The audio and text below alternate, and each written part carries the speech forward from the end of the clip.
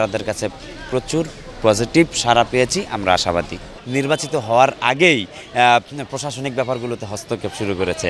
জয় পরাজয় নিয়ে ভাবছি না। প্রচার প্রচারণা আলহামদুলিল্লাহ ভালো হলো। আমরা শতভাগ শিক্ষার্থীদের কাছে রিচ করার চেষ্টা করেছি। যেহেতু আমাদের 70% প্রায় অনাবাসিক, সকলের কাছে হয়তো বা পৌঁছাতে পারিনি। যাদের কাছে পৌঁছাতে পারিনি তাদের কাছে আমি ক্ষমা প্রার্থী।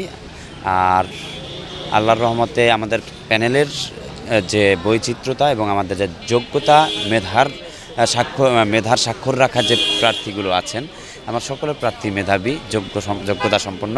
তো সেই হিসেবে আমরা ভোটারদের কাছে প্রচুর পজিটিভ সাড়া পেয়েছি, আমরা আশাবাদী।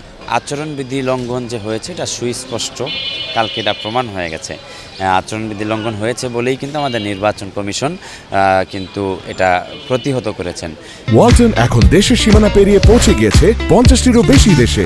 ওয়ালটন, ঘরে ঘরে বিশ্বজুড়ে। এখন আমি তাদের কাছে প্রশ্ন রাখতে চাই যে আসলে আচরণবিধির প্রণয়নকারী কারা, নির্বাচন কমিশন নাকি ছাত্র শিবির? যেখানে নির্বাচন কমিশন বলছেন যে এটি আচরণবিধির সুস্পষ্ট লঙ্ঘন, সেখানে তারা বলছে আমরা আচরণবিধি লঙ্ঘন করিনি। তা আমার কাছে মনে হচ্ছে তারা নির্বাচিত হওয়ার আগেই প্রশাসনিক ব্যাপারগুলোতে হস্তক্ষেপ শুরু করেছে। আমি জানি না তারা নির্বাচিত হলে কি করবে, তবে আমরা আশাবাদী যে আমরা সকলে মিলে একটি সুন্দর রাজশাহী বিশ্ববিদ্যালয় গড়ে তুলতে পারবো, শিক্ষাবান্ধব পরিবেশে শিক্ষার্থীদের একটি সুন্দর পরিবেশ দিতে পারবো, এটাই আমাদের আশা। জয় পরাজয় নিয়ে ভাবছি না।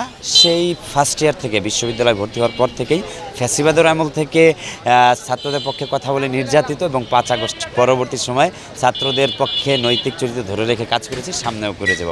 জয় পরাজয় নিয়ে ভাবছি না, তবে আমরা জয়ের ব্যাপারে আশাবাদী।